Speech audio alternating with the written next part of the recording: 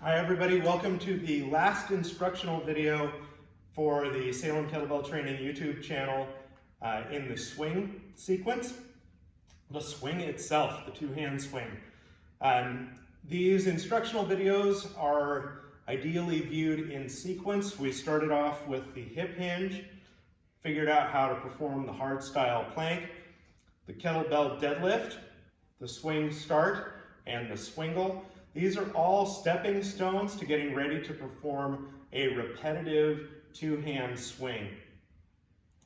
Along the way, we've visited several of our action principles, fast and loose, power breathing, the principle of hyperirradiation, feet forward tension. All of those have been discussed at length in this process, and they have a video of their own as well that you can watch to get a little bit more in-depth information on them. So with the layering of skills that we've done, the swing itself should be pretty easy if you follow along in sequence. We combine the hike pass or the swing start with the dynamic effort deadlift to get the speed of our descent and ascent for the swing. We practiced that with the swingle. We practiced the timing of our backswing with the swingle. And now we're ready to just put a number of those together. So unlike the swingle, in which I want you to keep the sets pretty short, like 2 to 5 reps. Same thing with the swing start actually, because you're in those isometric contractions, you're hanging out with the legs under load in one position for a long time. The swing is dynamic, you're moving the whole time. So it's a lot easier to perform a longer set of swings than it is to perform either the swing start or the swingle. You've already done the hard part. A couple of things that I want to go over with the swing itself. The starting position in your swing start, your hips are going to probably be a little bit lower than they're going to be on subsequent swings. So when I'm doing a swing start or a swingle, I'm casting the bell back from here, standing, waiting for it to come to me, back swinging and parking each time. This means I've got to get low. I've got to get pretty close to the floor. So I'm going to be feeling a little bit more quad dominance in my hip hinge for the swing start and the swingle than I am for the swing itself, because I only am going to get down that low when I'm hiking the bell or when I'm parking the bell. The rest of the time, I'm going to be hinging here, where I get that nice athletic loading, but I don't have to be ready to set the bell down. So you can see how much more knee flexion I have to get to the bell versus where I'm going to be in the backswing of my consecutive swings. Then I'm ready to park and I'm going to descend a little bit more, and there it is. So that's one thing. It's a little bit hingier hinge than the deadlift, than the swing start, than the swingle. The focal position during any of these hinges is going to be sort of out towards the horizon. In the swing,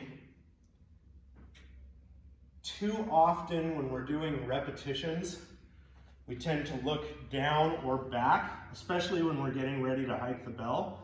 And that's going to turn my athletic loaded position into a little bit more of a hinge and a little bit less of a loaded athletic sort of jump position. So I don't want to let my focus drop when I'm doing my reps of the swing. That's something that does happen when we transition from the swingle to the swing, is that focal position changes. It can change a little bit.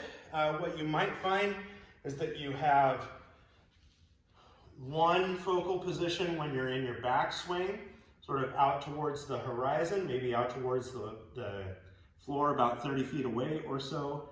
And then when I come up to the top, I'm going to be looking way further out there, like I would be looking at the sun setting over the ocean or something poetic like that. The other thing I want to discuss about the swing proper versus the swingle is we now get the benefit of the stretch reflex. So part of the reason the deadlift, the swing start, the swingle are so tough is because each one of our movements requires muscular effort. This is opposed to the stretch reflex. In the deadlift, the swing start, the swingle, our muscles are lengthening under load, getting into our bottom positions usually, and shortening to come to the top. In the swing, the muscles are lengthening, yes, but they don't have time for that to be a contractile force necessarily. So the thing that's going to bring us out of that stretch isn't muscular effort when we're doing swings repetitively. The thing that's going to bring us out is our fascia. So fascia is the layer of stuff that goes around each muscle cell, each motor unit, which is a group of muscle cells that perform the same action using the same nerve. Each muscle itself, each muscle group, and indeed a whole section of limb. This fascia is thin, it's and almost sort of mesh-like, almost a little bit liquidy in consistency, but it has a stretch and snap to it. Oh my gosh, the bend and snap works every time. If you haven't seen Legally Blonde, you probably should watch Legally Blonde because it's one of the things that I like to reference when I'm talking about this stuff. Fascia that's very thin around the muscles, when it comes to the end of the muscle, just comes together in tendon, which attaches to the bone, the joint capsule, the ligaments, the periosteum of the bone, and all of that stuff is sort of the same kind of connective tissue. An example of stretch reflex is snapping the fingers. So if I just try to bring my middle finger to my palm as hard as I can, barely here. There's not much I can do. There's not much impact going on there using muscular strength. But if I stretch, if I sort of put tension against that and let that finger rebound into my palm, that's when I'm going to get that snap. Quiet, loud. I've got a lot more force when I pre-stretch that finger than when I just try to pull with my muscles. That's an example of the stretch reflex at work. Another example of the stretch reflex at work is kangaroos, who start very slowly hopping, and then as they start to cover more ground, they become more and more efficient as they get faster. It's not about muscular effort, it's just their tendons and fascia are so good at stretching and shortening that they get this massive bound. And so what starts off as sort of a short little uncoordinated hop eventually turns into these massive rebounding broad jumps, and they can cover tons of distance without actually using very much energy. Because if you're contracting with muscular force, that muscular contraction requires minerals that are delivered by the blood. If we're going to get those minerals into the belly of the muscle as they're demanded to be for muscular contraction, we're going to need a pulse every single time. You're going to need some pump action to get that blood circulating to the muscle. And that can be accomplished by the heart directly, or it can be accomplished by mechanisms within the vasculature. But suffice it to say, you need blood for muscular contraction. Fascia doesn't have much of a vascular system.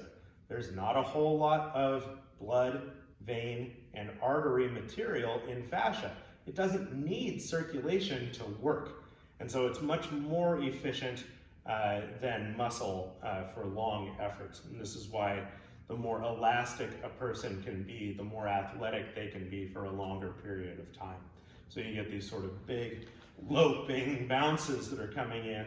That's coming from not contractile tissue of muscle, but just the stretch shortening cycle of fascia. Okay, I digress, obviously, but there wasn't a whole lot else to talk about in the swing because of the way we've stacked those skills on top of each other. So now the swing proper. Again, I'm gonna have to get down pretty low for my hike pass position because the bell is on the floor. I'm also gonna have to get down this low when I park it, obviously. But for the swing itself, I may not be getting this low. So I'm gonna inhale as I hike.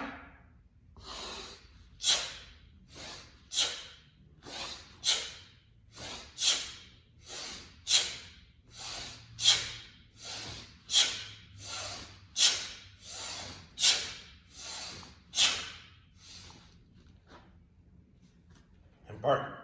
And I can keep that going for a long time. Even though I'm using that power breath, I'm not really using that power breath for the oxygenation of blood supply as it's going to the muscles. I'm using that power breath as a biomechanical aid for my swing. So I can get rebound out of the fascia. I can also get rebound out of my trunk and legs coming together if I've filled up my abdomen with breath. So as I backswing, I inhale, I'm gonna run into a limit where my belly and my thighs are coming together, and my arms and the bell, and everything's super concentrated right in this area before I snap back up. Well, that belly breath in helps sort of load that spring, and then the power breath out helps stabilize my spine at the top with that ab and glute contraction. When we're practicing the hike pass and the swing start, the bell is going to end up swinging below the knees. Okay, so when I'm hiking back, the bell is well below the knees. When I park it, same thing, bell well below the knees. When I'm doing repetitive swings, I want the bell to pass into this triangle on my backswing. So I'm gonna wait for it to come down, and it's already basically there, and all I have to do then is just hinge back. If I've got the bell way down here, what that probably means is that I started my hinge early before the bell was against my body. And again, this is putting shear force on the spine. So I'm getting that nice low backswing, and it's just pulling on those connective tissues, those discs. And putting the load on muscles that aren't meant to be prime movers, the spinal erectors. So we don't want to load the spinal erectors, we want to load the hips. We do that by keeping the bell in this triangle on the backswing and waiting for it to come down from the top position. Practice, practice, practice. Even Pavel, who has done way more swings than you or I, and Brett Jones, the Director of Education for Strong First, these guys are still not perfect in the swing. They'll never be perfect. It's just getting closer, always jumping half the distance to the wall. So don't look for the perfect swing. Swing and get better. Thanks very much.